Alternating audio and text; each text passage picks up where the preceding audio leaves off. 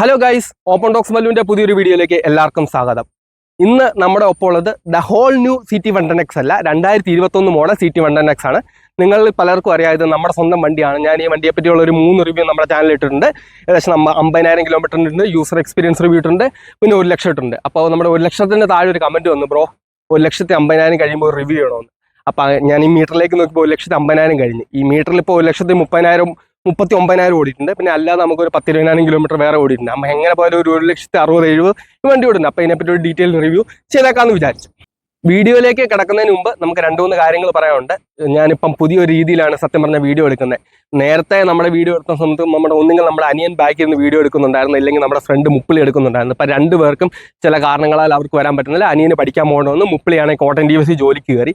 അതുകൊണ്ട് ഇപ്പം ഞാനൊരു ട്രൈപ്പോടെ വെച്ചാണ് സത്യം പറഞ്ഞ ഈ വീഡിയോ ഷൂട്ട് ചെയ്യുന്നത്. അതിൻ്റെ ഒത്തിരി പോരായ്മകൾ ഈ വീഡിയോയിൽ കാണും. അപ്പം നിങ്ങളൊന്ന് ക്ഷമിക്കുക. വരുന്ന വീഡിയോസിൽ നമുക്ക് എല്ലാം കറക്റ്റ് ചെയ്യാവുന്നതാണ്. അപ്പം ഇനിയും കുറച്ച് നാളത്തേക്ക് ഞാൻ തന്നെയാണ് വീഡിയോ എടുക്കുന്നത്. അപ്പം നമുക്ക് കൂടുതൽ സമയം കളയാതെ ലെറ്റ് ഗെറ്റ് സ്റ്റാർട്ട്.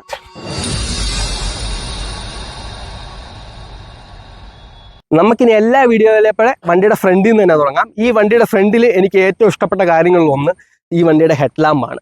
ഇതൊരു ബോക്സർ ഇൻസ്പയർഡ് ഡിസൈനാണ്. ഞാൻ ഈ വണ്ടിയുടെ ഹെഡ്ലാമ്പ് ഇത്ര ഇഷ്ടപ്പെടാനുള്ള കാര്യം എന്ന് വെച്ചാൽ, ഓപ്പോസിറ്റ് എന്ന വണ്ടിക്ക് രാത്രിയിൽ അടിച്ചു കൊടുത്താൽ, ബ്രൈറ്റ് അടിച്ചു കൊടുത്താൽ നമുക്ക് അവൻ സുനിശ്ചിതമായിട്ട് ഡിം അടിക്കുന്ന ഒരു ഹെഡ്ലാമ്പാണ് സത്യം പറഞ്ഞതിൻ്റെ ഹെഡ്ലാമ്പിൻ്റെ ഫ്രണ്ട് നമുക്ക് കൊടുത്തേക്കുന്നത്. അത്യാവശ്യം നല്ല ത്രോയാണ്. പുതിയ മോഡലിൽ പോലും നമുക്ക് ഹാലോജനോ കാര്യങ്ങളാണ് ഇപ്പോഴും അവർ കീപ്പ് ചെയ്തേക്കുന്നത്. നമ്മുടെ LED ലൈറ്റ്സോ കാര്യങ്ങളൊന്നും കൊടുത്തിട്ടില്ല. അത്യാവശ്യം നല്ല ബ്രൈറ്റും കാര്യങ്ങളെല്ലാം ഉണ്ട്. അതിൻ്റെ ഒരു മെയിൻ കാര്യം എന്ന് വെച്ചാൽ, നമ്മുടെ ആ ബോക്സർ കണ്ടേക്കുന്ന ആ സർക്കിൾ ഹെഡ്ലാമ്പാണ്. അത്യാവശ്യം നല്ല ത്രോ തരുന്ന രീതിയിലാണ്. നമുക്ക് ആ ഫ്രണ്ടിൽ നല്ല ഒരു ഗ്രില്ല് കൊടുത്തിട്ടുണ്ട്. പിന്നെ നമ്മുടെ വണ്ടിയുടെ ഫ്രണ്ടിലേക്ക് വരുമ്പോൾ നമ്മുടെ ഫെൻഡറൊക്കെ നമുക്ക് ഫൈബർ തന്നെയാണ് കേട്ടോ. പുതിയ മോഡലും ഫൈബർ തന്നെയാണ്. അത്യാവശ്യം ക്വാളിറ്റി ഉള്ള ഫൈബർ തന്നെയാണ്. ഫ്രണ്ടൊക്കെ പോയി ഇടിച്ചിട്ടുണ്ട്, പക്ഷേ എന്ന് പറഞ്ഞാൽ പോലും പൊട്ടുള്ള കാര്യങ്ങളൊന്നും ഇല്ല. പിന്നെ നമുക്കത് കോർക്കിൻ്റെ ഒരു പ്രൊട്ടക്ഷൻ നമുക്കിവിടെ കൊടുത്തിട്ടുണ്ട്, നമ്മുടെ സ്റ്റമ്മിന് വേണ്ടിയുള്ള. പക്ഷേ ആ സ്റ്റമ്മിൻ്റെ പ്രൊട്ടക്ഷൻ അത്ര ക്വാളിറ്റി ഒന്നുമില്ല കേട്ടോ. ഇതൊരു 10,000 കിലോമീറ്റർ കഴിയുമ്പോൾ ഇത് പോകും. ഇനി അടുത്ത് നമ്മുടെ ഫോർക്കിൻ്റെ ഓയിൽ മാറ്റുന്ന സമയത്ത് വേണം സത്യം പറഞ്ഞാൽ നമുക്കിത് റീപ്ലേസ് ചെയ്യാൻ വേണ്ടിയുള്ള. എന്ന് പറഞ്ഞാൽ പോലും അത്യാവശ്യം ഒരു മിനിമം ബിൽഡ് ക്വാളിറ്റിയും കാര്യങ്ങളെല്ലാം ഉണ്ട്. നമുക്കൊരു അഡ്വഞ്ചറിൻ്റെ ഫ്രണ്ട് തോന്നിക്കുന്ന രീതിയിൽ ആണ് സത്യം പറഞ്ഞാൽ ആ ഫ്രണ്ടിലത്തെ ലാംഗ്വേജ് അവർ ഡിസൈൻ ചെയ്ത് വെച്ചേക്കുന്നത്. പിന്നെ നമുക്കിത് ഇവിടെ ഒരു ചെറിയ DRL കൊടുത്തിട്ടുണ്ട്. പകൽ അത്യാവശ്യം ബ്രൈറ്റ് വരുന്ന രീതിയിലുള്ള DRL ഫ്രണ്ടിൽ കൊടുത്തേക്കുന്നത്. ഇനി നമ്മൾ ഈ വണ്ടിയുടെ എഞ്ചിൻ്റെ സൈഡിലേക്ക് എടുക്കുകയാണെങ്കിൽ, ഇതൊരു 115 cc 4 സ്ട്രോക്ക് എയർ കൂൾഡ് എഞ്ചിനാണ്. എന്ന് വെച്ചാൽ പോലും ഇതിനെ 110X എന്നാണ്, CT 110X എന്നാണ് ബജാജ് വിളിക്കുന്നത്. പിന്നെ ഈ വണ്ടിക്ക് ഉൽപ്പാദിക്കാൻ പറ്റുന്ന മാക്സിമം പവർ ഫിഗേഴ്സ് എന്ന് വെച്ചാൽ 8.6 PS at 7000 RPM, 9.81 Nm torque at 5000 RPM ആണ്. പിന്നെ നമുക്ക് ഫ്രണ്ടിലും ബാക്കിലും നമുക്ക് ഡ്രമ്മാണ്. ഫ്രണ്ടിലും ബാക്കിലും നമുക്ക് സ്റ്റാൻഡേർഡാണ് കൊടുക്കുന്നത്. ബാക്കിലത്തെ നമുക്ക് ഗ്രാജുവൽ ആയിട്ടുള്ള ബ്രേക്കിംഗ് തരുന്ന ഡ്രമ്മാണ്. ഫ്രണ്ടിലേക്ക് വരുമ്പോൾ നമുക്കൊരു ഡിസ്കിന് തുല്യമായിട്ടുള്ള ഫോഴ്സ് അല്ലെ ബൈറ്റ് ഫോഴ്സ് വരുന്ന രീതിയിലുള്ള ഒരു ഡ്രമ്മാണ് യൂസ് ചെയ്തേക്കുന്നത്. പിന്നെ നമുക്ക് കോമ്പി ബ്രേക്കിംഗ് സിസ്റ്റം നമുക്ക് ഈ വണ്ടിയിൽ സ്റ്റാൻഡേർഡായിട്ട് വരുന്നുണ്ട്. ഇനി ഈ വണ്ടിയുടെ എഞ്ചിൻ്റെ സൈഡിൽ നിന്ന് അങ്ങനെ മാരകമായിട്ടുള്ള കംപ്ലയിൻ്റ് ഒന്നും ദൈവാനുഗ്രഹം കൊണ്ട് എനിക്കിതുവരെ കിട്ടിയിട്ടില്ല. ഈ 1,50,000 പ്ലസ് ഓടിയിട്ട് അങ്ങനെ കംപ്ലയിൻറ്റ് കേട്ടിട്ടില്ല. കിട്ടിയ 2-3 കംപ്ലയിൻ്റ് എന്ന് വെച്ചാൽ, ഏകദേശം നമ്മുടെ ഒരു 10-40,000 കിലോമീറ്റർ ആയപ്പോൾ നമ്മുടെ ഗിയർ വീലിന് ഒരു ചെറിയ കംപ്ലയിൻറ്റ് വന്നത്. സെക്കൻഡ് ഇടുമ്പോൾ ഒരു മിക്സിയിട്ട് അടിക്കുന്ന പോലത്തെ വെച്ചാൽ, പക്ഷേ അത് വാറണ്ടിയിൽ റീപ്ലേസ് ചെയ്തു. പിന്നെ ഇപ്പം ഞാൻ നേരിടുന്ന ഒരു കംപ്ലയിൻറ്റ് വെച്ചാൽ, നമ്മുടെ കാർബേറ്റർ ഒന്ന് റീപ്ലേസ് ചെയ്തായിരുന്നു. അതിന് ശേഷം നമ്മുടെ ഈ കിക്കർ വർക്ക് ചെയ്യില്ല ഗൈസ്. ചില സമയത്ത് കിക്കർ അടിച്ചാൽ വണ്ടി സ്റ്റാർട്ട് ആകത്തില്ല, പക്ഷേ അതേ സമയത്ത് സെൽഫ് അടിച്ചാൽ വണ്ടി സ്റ്റാർട്ടാവും. അതെന്തൊരു കംപ്ലയിൻ്റ് ആണെന്ന് എനിക്കിതുവരെ മനസ്സിലായിട്ടില്ല. ഈ വണ്ടി ഉപയോഗിക്കുന്ന ഒരു 90% ആളുകൾ നേരിടുന്ന ഒരു പ്രശ്നമാണ് ഈ വണ്ടിയുടെ മിസ്സിങ്, വണ്ടി റണ്ണിങ്ങിൽ ഓഫായി പോവുക, അങ്ങനത്തെ ചില പ്രശ്നങ്ങൾ. അത് എനിക്കും ഉണ്ട് കേട്ടോ. വണ്ടി എടുത്ത അന്ന് മുതൽ ഇന്ന് വരെ ഉണ്ട്. കഴിഞ്ഞ മാർച്ച് മുതൽ ആ കംപ്ലയിൻറ്റ് കൂടിയിട്ടുണ്ട് കേട്ടോ. അതിൻ്റെ പ്രധാന കാരണം എന്ന് വെച്ചാൽ, നമ്മുടെ കാർബേറ്റർ നമുക്കൊന്ന് റീപ്ലേസ് ചെയ്യേണ്ടി വന്നത്. നിങ്ങൾക്ക് ഇവിടെ കാണാം, പുതിയൊരു കാർബേറ്ററാണ്. ഈ കാർബേറ്റർ റീപ്ലേസ് ചെയ്യേണ്ടി വന്നു. ഈ കാർബേറ്റർ റീപ്ലേസ് ചെയ്ത മുതൽ ഈ വണ്ടിയുടെ കംപ്ലയിൻറ്റ് കൂടിയിട്ടുണ്ട് കേട്ടോ.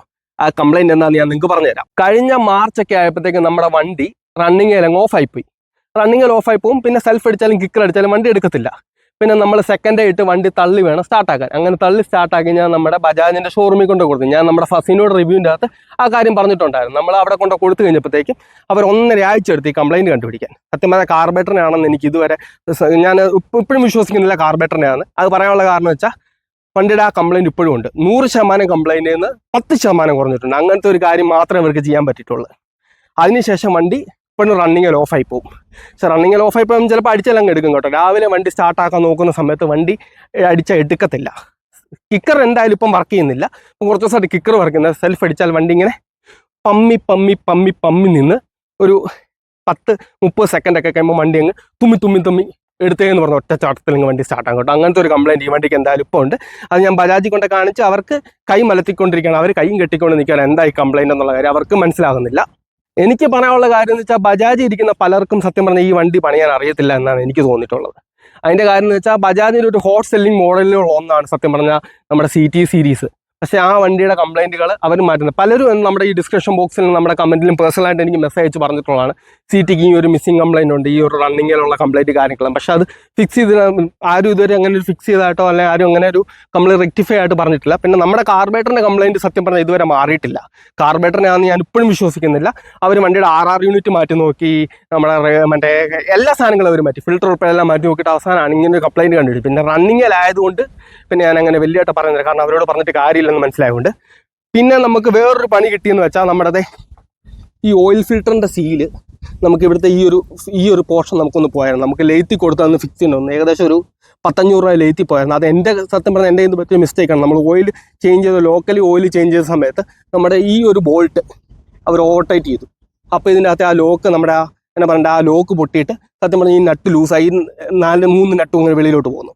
അപ്പം അങ്ങനത്തെ ഒരു ഇഷ്യൂ ഉണ്ട്. അപ്പം നിങ്ങൾ വെളി കൊടുത്തു എന്നുണ്ടെങ്കിൽ ഇത് ഓവർടൈറ്റ് ചെയ്യാതിരിക്കാനുള്ള കാര്യങ്ങൾ നോക്കുക. കാരണം ഇതിൻ്റെ അകത്തെ ആ നമ്മുടെ വാഷർ ചെറിയൊരു വാഷറാണ്. അപ്പോൾ ഓവർടൈറ്റ് ചെയ്താൽ നിങ്ങൾക്കത് പ്രശ്നങ്ങൾ വരാനുള്ള കാര്യങ്ങളുണ്ട്.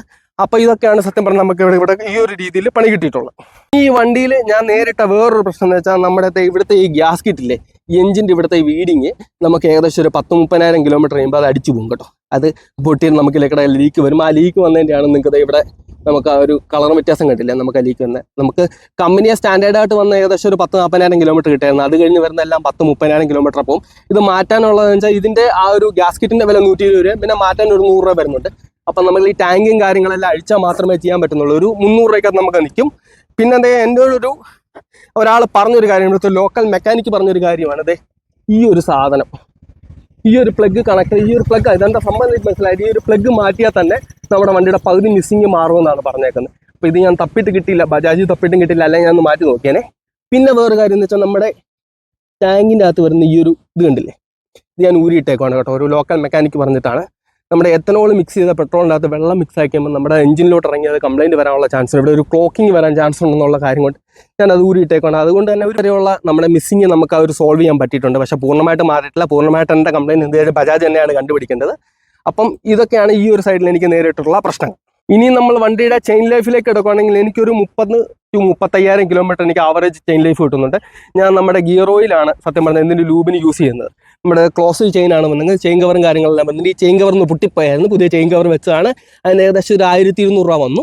അപ്പം നമ്മുടെ ചെയിൻ കവർ കാര്യങ്ങളുണ്ടെങ്കിൽ ചെയിനിന് ലൈഫ് കിട്ടുന്നുള്ളൂ. അപ്പം നിങ്ങൾ ഏകദേശം ഒരു 1000 കിലോമീറ്ററിൽ ജസ്റ്റ് ഒരു ഗിയർ ഓയിൽ മേടിച്ചെങ്കിൽ ലൂബ് ചെയ്യുകയാണെങ്കിൽ നിങ്ങൾക്ക് അത്യാവശ്യം നല്ലൊരു ചെയിൻ ലൈഫ് എന്തായാലും നമ്മുടെ CT 110Xന് കിട്ടുന്നതാണ്. ഇനി ഞാൻ നേരിട്ട വേറൊരു പ്രശ്നം എന്ന് വെച്ചാൽ നേരിട്ടതല്ല കേട്ടോ. കാരണം നേരിട്ടെന്ന് പറഞ്ഞാൽ നിങ്ങൾ ചിലപ്പോൾ എന്നെ തെറി വിളിക്കാനുള്ള ചാൻസ് ഉണ്ട്. നമ്മുടെ 2 സൈഡിലെ സസ്പെൻഷൻ പോയിട്ടുണ്ട്. ഈ 1,50,000 കിലോമീറ്റർ ആയിട്ട് ആ സസ്പെൻഷൻ നമുക്ക് മാറ്റേണ്ട വന്നിട്ടുണ്ട്. നിങ്ങൾക്ക് ഇവിടെ കാണാൻ പറ്റുന്നതാണ് 2 സൈഡിലും എന്തേ ഓയിൽ കാര്യങ്ങളെല്ലാം ലീക്ക് ആവുന്നുണ്ട് കണ്ടല്ലോ. നിങ്ങൾക്ക് ലീക്ക് ആവുന്നത് കാണാൻ പറ്റുന്നുണ്ട്. ഏകദേശം നമുക്ക് ഈ നമ്മൾ റീപ്ലേസ് ചെയ്യാന്ന് വെച്ചാൽ ഏകദേശം 2 എണ്ണത്തിനോട് ഏകദേശം 2,500 രൂപ ലേബർ ഉൾപ്പെടെ വരും. അപ്പോൾ അതെന്തായാലും ഉടനെ റീപ്ലേസ് ചെയ്യണം. കാരണം ബാക്കിൽ ഇപ്പം നല്ല അടിയാണ് ബാക്കിലേക്ക് കിട്ടുന്നത്. പിന്നെ ബാക്കിലത്തെ ബ്രേക്കിങ്ങിൻ്റെ കാര്യം പറഞ്ഞാൽ നമുക്ക് ഫ്രണ്ടിലും ബാക്കിലും ഞാൻ നേരത്തെ വന്ന ഡ്രമ്മാണ് വരുന്നത്.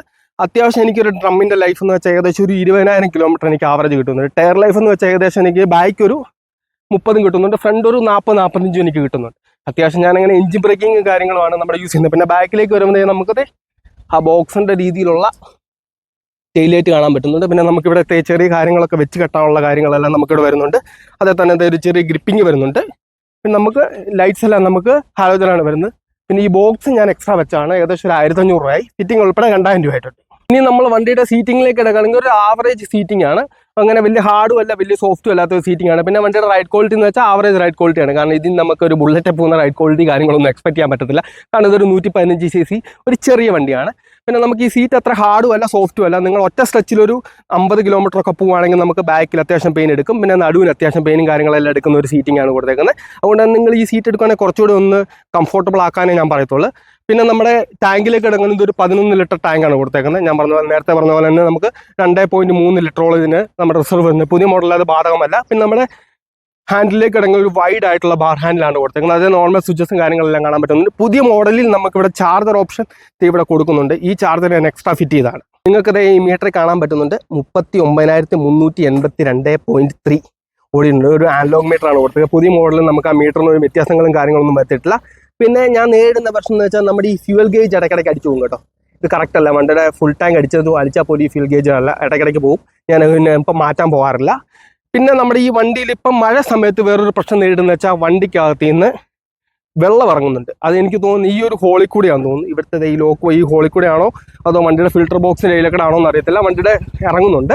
അപ്പോൾ ആ സമയത്ത് വണ്ടി ഓഫ് ആയി കഴിഞ്ഞാൽ പിന്നെ വണ്ടി ജന്മം ചെയ്താൽ സ്റ്റാർട്ട് ആകത്തില്ല കേട്ടോ. അങ്ങനത്തെ ഒരു പ്രശ്നം ഈ വണ്ടിക്കുണ്ട്. അപ്പം ഇതൊക്കെയാണ് ഈ വണ്ടിയുടെ ഓവറോൾ കംപ്ലൈൻറ്റുകൾ കാര്യങ്ങൾ എനിക്ക് പറയാനുള്ളത്. പിന്നെ ഈ വണ്ടിയെ പറ്റി അങ്ങനെ ഓവർ കംപ്ലൈൻറ്റുകൾ കാര്യങ്ങളൊക്കെ പണ്ട് ഞാൻ പറഞ്ഞിട്ടുണ്ട്. ഇപ്പം ഞാൻ അങ്ങനെ വലിയ കംപ്ലൈൻറ്റുകൾ കാര്യങ്ങളൊന്നും പറയത്തില്ല. കാരണം ഈ വണ്ടിയോട് എനിക്ക് ഭയങ്കര സ്നേഹമാണ് സത്യം പറഞ്ഞാൽ. കാരണം ഒരു 350 cc നമ്മുടെ ഹൈനസ് ഇരുന്ന സമയത്താണ് സത്യം പറഞ്ഞ ഒരു കമ്പ്യൂട്ടിംഗ് പർപ്പസിന് വേണ്ടി സത്യം പറഞ്ഞ ഒരു മൈലേജ് ഉള്ള വണ്ടി എന്ന് പറഞ്ഞാൽ ഞാൻ എടുത്ത് സത്യം പറഞ്ഞാൽ 1-2 വർഷത്തെ ഉപയോഗം കഴിയുമ്പോൾ അങ്ങ് കൊടുത്തേക്കാമെന്നാണ് ഞാൻ വിചാരിച്ചത്. പക്ഷേ എനിക്ക് ഇപ്പം ഈ വണ്ടി കൊടുക്കാൻ തോന്നുന്നില്ല. എൻ്റെ കുറച്ച് ഇഷ്യൂസ് ഉണ്ട്. ആ ഇഷ്യൂസ് മാറി കഴിയുമ്പോഴത്തേക്ക് സത്യം പറഞ്ഞാൽ ഈ വണ്ടി ഫുള്ളി റീസ്റ്റോർ ചെയ്യാനാണ് ഞാൻ ഇരിക്കുന്നത്. ഷോറൂമിലോ അല്ലെ ഔട്ട് ഓഫ് സർവീസ് എവിടെയെങ്കിലും കൊടുത്ത് വണ്ടി ഫുള്ളി റീസ്റ്റോർ ചെയ്യാനാണ് ഞാൻ ഇരിക്കുന്നത്. റീസ്റ്റോർ ചെയ്ത് സത്യം പറഞ്ഞാൽ എൻ്റെ മരണം വരെ ഈ വണ്ടി എൻ്റെ കൂടെ വേണം എന്നാണ് സത്യം പറഞ്ഞാൽ എൻ്റെ ആഗ്രഹം. നേരത്തെ വീഡിയോയിൽ ഞാൻ ഒത്തിരി കുറ്റങ്ങൾ പറഞ്ഞിട്ടുണ്ട്. സത്യം പറഞ്ഞാൽ ഒത്തിരി കുറ്റങ്ങളുണ്ട് കേട്ടോ, ഒത്തിരി പോരായ്മകളുണ്ട്. ഒന്നാമത്തെ മെയിൻ പോരായ്മ എന്ന് വെച്ചാൽ ബജാജിൻ്റെ സർവീസിംഗ് ആണ്. സത്യം പറഞ്ഞാൽ CT 110Xൻ്റെ പല കംപ്ലൈൻറ്റുകളും ബജാജ് കണ്ടുപിടിക്കുന്നില്ല എന്നാണ് എനിക്ക് പറയാനുള്ളത്. ഞാനത് എന്തായാലും ബജാജിൻ്റെ ആരെങ്കിലുമൊക്കെ ഇത് കാണുമെന്നുള്ള കാര്യം എനിക്കറിയാം. കാരണം ചില കോട്ടത്തുള്ള ചില ആളുകൾ നമ്മളെ ഫോളോ ചെയ്യുന്നുണ്ട്. അപ്പോൾ അവർ കാണുമെന്നറിയാം. എന്ന് വെച്ചാൽ പോലും എനിക്കിഷ്ടമാണ് ഈ വണ്ടി. പിന്നെ മെയിൻലി എനിക്ക് തോന്നിയ വേറൊരു ഗുണമെന്ന് വെച്ചാൽ നമ്മുടെ ഈ ക്രാഷ് ഗാർഡിൻ്റെ ഡിസൈൻ കണ്ടില്ലേ? ഈ ക്രാഷ് ഗാർഡിൽ നമ്മുടെ പിള്ളേരെയൊക്കെ ഫ്രണ്ടിൽ വെച്ചുകൊണ്ട് പോകുമ്പോൾ നമുക്ക് അവർക്ക് കാല് ഫ്രണ്ട് ഇവിടെ തട്ടാതെ ഇവിടെ എത്താവുന്ന രീതിയിലാണ് സത്യം പറഞ്ഞാൽ ഡിസൈൻ ചെയ്തേക്കുന്നത്. ആ ഒരു നല്ല കാര്യം. ഞാൻ കൊച്ചിനെ വെച്ചുകൊണ്ട് പോകുമ്പോൾ ഫ്രണ്ടിൽ അങ്ങനെ ഇരുത്താറുണ്ട്. പിന്നെ ഈ വണ്ടി അത്യാവശ്യം വലിയുണ്ട് കേട്ടോ. നമ്മുടെ വണ്ടിയുടെ പവർ ഫിഗേഴ്സൊക്കെ ആവറേജ് ആണെന്ന് പറഞ്ഞാൽ പോലും അത്യാവശ്യം നല്ല വലിവുണ്ട്. ഞാൻ തന്നെ 90 കിലോ ഉണ്ട്. അപ്പം ഞാനും വൈഫും കുഞ്ഞുകൂടെ പോകുന്ന സമയത്ത് പോലും വണ്ടി കയറ്റമൊക്കെ നിസ്സാരമായിട്ട് വലിക്കും. പിന്നെ വണ്ടിയുടെ ഫ്രണ്ട് പൊങ്ങി പോകലോ അങ്ങനത്തെ ഒരു ഇഷ്യൂസ് കാര്യങ്ങളൊന്നും ഈ വണ്ടിക്കില്ല. അത്യാവശ്യം നല്ലൊരു റൈഡ് ക്വാളിറ്റി, ഒരു ആവറേജ് റൈഡ് ക്വാളിറ്റി വരുന്നുണ്ട്. ഗംഭീര റൈഡ് ക്വാളിറ്റി പറയാൻ പറ്റത്തില്ല. കാരണം ഞാൻ നേരത്തെ പറഞ്ഞല്ലോ, ഒരു ബുള്ളറ്റേലോ ഒരു ഹൈനസേലോ ഒന്നും 3 റൈഡ് ക്വാളിറ്റി വണ്ടിയിൽ നിന്ന് കിട്ടത്തില്ല. ആവറേജ് റൈഡ് ക്വാളിറ്റി മര്യാദയ്ക്ക് ഓടിക്കുകയാണെങ്കിൽ ഒരു 60 to 65 മൈലേജ് കിട്ടുന്നുണ്ട്. പിന്നെ അങ്ങനെ വലിയ മെയിൻ്റനൻസ് കാര്യങ്ങളൊന്നും വരുന്നില്ല. ഈ 2 ലക്ഷം കിലോമീറ്റർ ഏകദേശം അടുക്കാറായിട്ടുണ്ട്. ഏകദേശം ഒരു 10-30,000 കിലോമീറ്ററിനകത്ത് ഈ വണ്ടി 2 ലക്ഷം ഓടും. അപ്പം എനിക്കിതുവരെ എഞ്ചിൻ താക്കേണ്ട വന്നിട്ടില്ല. പിന്നെ ഞാൻ ഇതിൻ്റെ അകത്ത് യൂസ് ചെയ്യുന്ന ഓയിൽ എന്ന് വെച്ചാൽ ബജാജിൻ്റെ തന്നെ ഓൺ ഓയിലാണ്. 10,000 കിലോമീറ്റർ ബജാജ് റീപ്ലേസ്മെൻറ്റ് പറയുന്ന ബജാജിൻ്റെ ഓയിലാണ്. പക്ഷേ ഞാൻ ഏകദേശം ഒരു 4,500-5,000 കിലോമീറ്റർ ഓയിൽ റീപ്ലേസ് ചെയ്യാറുണ്ട്. അതുകൊണ്ടാണെന്ന് തോന്നുന്നു എനിക്ക് അങ്ങനെ എഞ്ചിനുള്ള പണി കാര്യങ്ങളൊന്നും ഇതുവരെ കിട്ടാൻ. ആകെ ഗിയർ വീലിൻ്റെ ആയിരുന്നു. ആ ഗിയർ വീലിൻ്റെ എന്തോ മാനുഫാക്ചറിങ് ഡിഫക്റ്റ് ആയിരുന്നു, അവരത് മാറ്റി തന്നു. ഇനി എനിക്ക് പറയാനുള്ളത് 2-3 കാര്യം എന്ന് വെച്ചാൽ ബജാജിന് സത്യം പറഞ്ഞാൽ ഈ വണ്ടി ഇറങ്ങിയപ്പം തന്നെ അത് പരിഹരിച്ച് വിടാവുന്നതാണ്. സത്യം പറഞ്ഞാൽ ബജാജ് ഒരു കോസ്റ്റ് എഫക്റ്റീവ് ആക്കാൻ വേണ്ടി ചെയ്തതാണ്, അല്ലെങ്കിൽ നമ്മുടെ പൈസ ലാഭിക്കാൻ വേണ്ടി ചെയ്തൊരു കാര്യമാണ്. നമുക്ക് ഫ്രണ്ടിലും ബാക്കിലും അലോയ് ആണ് വരുന്നത്. എന്ന് വെച്ചാൽ പോലും നമുക്കിതിൽ ട്യൂബ് ആണ് വരുന്നത്, ട്യൂബ് ടയേഴ്സ് ആണ് വരുന്നത്, ട്യൂബ്ലെസ് അല്ല. പുതിയ മോഡൽ എനിക്കൊന്ന് ട്യൂബ്ലെസ് ആക്കിയിട്ടുണ്ടെന്ന് തോന്നുന്നു. പക്ഷേ ഈ മോഡലിൽ 2021-22 മോഡലിൽ നമുക്ക് ട്യൂബ്ലെസ് ടയേഴ്സ് അല്ല വരുന്നത്. അത് കാരണം നമ്മൾ വഴിയിൽ പലപ്പോഴും പഞ്ചറായി കിടക്കാറുണ്ട്. പിന്നെ വേറൊരു പോരായ്മ തോന്നുന്നു വെച്ചാൽ നമ്മുടെ ബാക്കിലത്തെ ഫുഡ് റെസ്റ്റ് നമുക്ക് ഫോൾഡബിൾ ആണ്, കണ്ടല്ലോ. പക്ഷേ നമ്മുടെ ഫ്രണ്ടിലത്തെ നമ്മുടെ ഫോൾഡബിൾ അല്ല. അത് കാരണം ഈ വണ്ടി മറിഞ്ഞു വീണ സമയത്ത് നമ്മുടെ ഈ 2 സൈഡിലും ഒടിഞ്ഞു പോയിട്ടുണ്ട്, ബെൻഡായി ഒടിഞ്ഞു പോയിട്ടുണ്ട്. പിന്നെ ഞാൻ വെൽഡ് ചെയ്ത് വെക്കേണ്ടി വന്നു. സത്യം പറഞ്ഞാൽ അതും ബജാജിന് പരിഹരിക്കാം. പക്ഷേ പുതിയ മോഡലിൽ നമുക്ക് ഫ്രണ്ടിലത്തെ നമ്മുടെ ഫുഡ് റെസ്റ്റ് ഇതുവരെ ഫോൾഡബിൾ ആക്കിയിട്ടില്ല. അങ്ങനത്തെ 2-3 പോരായ്മകൾ തോന്നിയിട്ടുണ്ട്. അപ്പോൾ അതൊക്കെയാണ്. പിന്നെ എനിക്ക് വേറൊരു പോരായ്മ ഞാൻ പറയാൻ വിട്ടുപോയെന്ന് വെച്ചാൽ നമ്മുടെ വണ്ടി കാർബറേറ്റർ മാറ്റിപ്പം തൊട്ട് നമ്മുടെ വണ്ടി ഓവർഫ്ലോ ആവുന്നുണ്ട്. അതുകൊണ്ട് തന്നെ ഞാൻ എപ്പോഴും ഫ്യൂവൽ ഇവിടെ അടച്ചാണ് വെക്കുന്നത്, കണ്ടല്ലോ.